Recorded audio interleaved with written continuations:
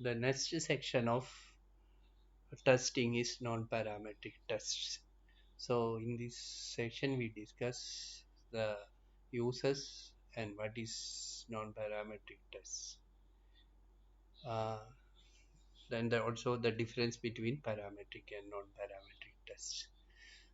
The parametric test is mainly concerned with the testing of the parameters of a distribution. That is, we already studied the population test concern the population mean mu and the population standard deviation sigma of the normal population in various situations and the population proportion p.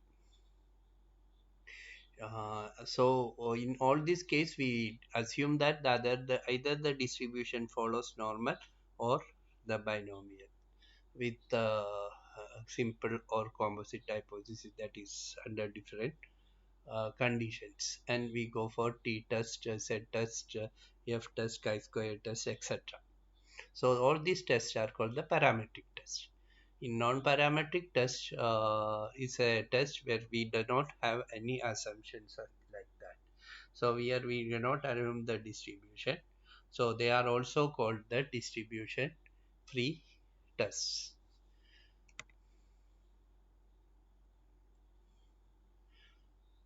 So parametric and non-parametric distributions mainly differs that the form of the distribution function population from which the sample have been drawn is assumed to be known, and they were concerned with testing statistical hypothesis about the parameter of the distribution function. Is this is the main thing that we have doing in parametric test.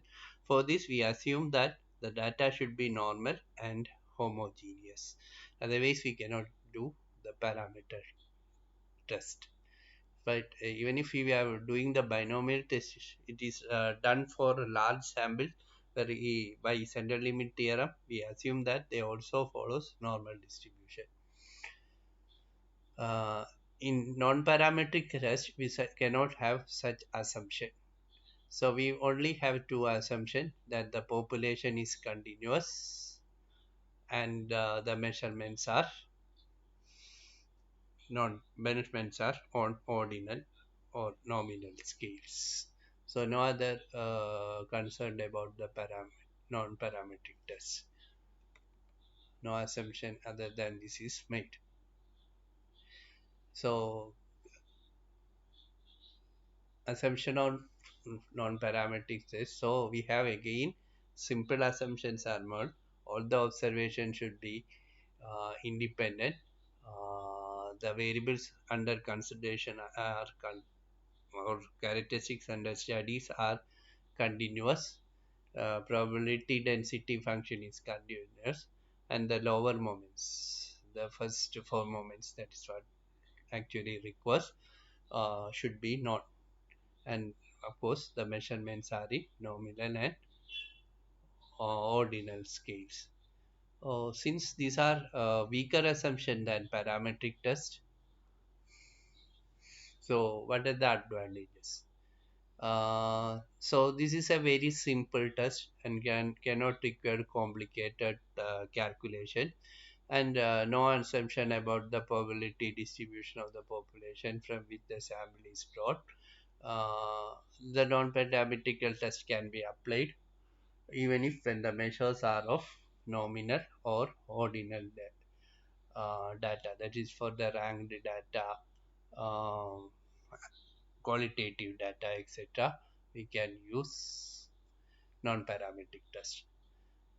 Again, for the case we have two sample cases in parametric, say large sample and small sample.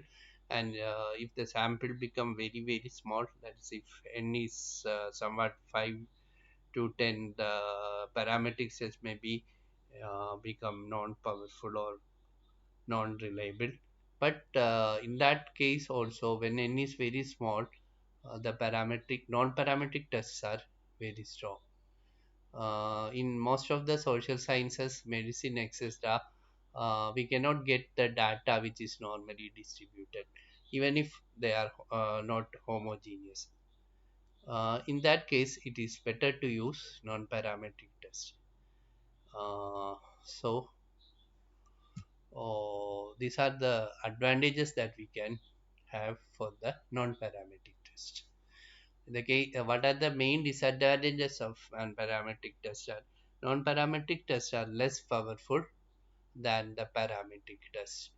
Even if you can have a measurements in interval scale, that is qualitative characteristics, in order to carry out the non-parametric test, we have to convert them into nominal or ordinal scales. For example, if you wanted to compare the marks of males and females of a class, what we are doing is we find the mean, then standard deviation, calculate the t-value, and we go for the test. So, but in this case, what we are doing is we go for a chi-squared test, probably a chi-squared or Mann-Whitney or some like test like that, in which we either convert them into some ranked scale or in a interval scale. So, the marks are converted in the scale 0 to 10, 10 to 10, and the number of persons coming in each of the group is identified, and we do the analysis. So what happened is a person who has a 90 marks, if he are, and 100 marks, is classified into same group, 90 to 100. So even if they have a difference of 10 marks, 91 marks and 91 marks and 100 marks, here difference of 9 marks, which may be very crucial in t-test, may not be considered here. So the identity of the data is lost. That is the main disadvantages that we have uh, in non-parametric test. If you can have a numerical values, and if you can able to do parametric test, that is better, because parametric test is more powerful than non-parametric test. uh, we cannot say that all the parametric tests are very simple. So the even though the calculation is simple, it may require certain skills.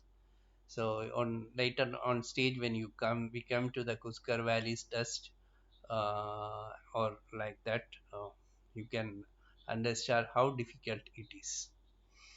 Uh, Even though the non-parametric test exists for the analysis of variance, at this point I had to clear what is ANOVA. To compare two means, that is, if we have to compare the marks of males and females, we can use Z test or T test depending on the number of samples, and standard deviation condition, that is standard deviation is known or unknown. Uh, if we have three, more than two classifications, that is if we have to compare with the based on religion, Hindu, Muslim, Christians, and all others are classified as others. So we have four groups. So we have mu1 equal to mu2 equal to mu3 equal to mu4 as our null hypothesis, and they may not be equal. That's there, some of them will be changed difference. There should be some difference between some groups, maybe or not all, maybe one it is enough, or two or three or four, or we don't know about that. So we wanted to test that hypothesis, then we use one way analysis of variance. So analysis of variance is one way analysis is used mainly for that. That's equivalent to that is the Kusker Valleys test in uh, non-parametric case. So in ANOVA, we can have a greater accuracy or greater powerfulness and power, and lesser type 1 and type 2 error when we do for parametric test. And if you go for non-parametric test, all this will be increased. So in a nutshell, if a parametric test exists for a hypothesis, then it is more powerful than non-parametric test. These are the main disadvantages of non-parametric test. As in the parametric test, the test procedure for non-parametrics are more or less similar. So makes the assumption necessary for the validity of test procedure. So make the null hypothesis, alternative hypothesis, collect the sample data, uh, decide the test procedure and test criterion. That means which test you wanted to carry out, and what the test statistics is and how is calculated. Also decide the level of significance of alpha, calculated the test value using the sample, and obtain the critical value from the tables, whatever tables related to the test, and arrive at a conclusion either to accept or reject H naught. So more or less similar procedure that a parametric test. So the commonly used non-parametric tests are chi-square test, median test, of course called assigned branches, which is equivalent to one sample or two sample test. Chi-squared is equivalent to correlation, where in correlation we find the relationship between two variables. Here we find that relationship between two attributes, that is two qualitative variables. In correlation we find it in between two quantitative variables. Median test or sign test, so it's have a one sample or two sample, uh, which is equivalent to testing as not mu equal to mu naught or mu 1 equal to mu 2. Of course, uh, what the difference is, instead of mean here we take it as median, so that's what it's called, median test. Sign rank test is a, or Wilcoxon match pair test, is a modification actually of sign test, but it is used equivalent to paired t-test. Man-Whitney test is a, again we want to test the quality of median, or median has specific value and is equivalent to independent sample t-test or z-test. Kurkel-Wallis test is for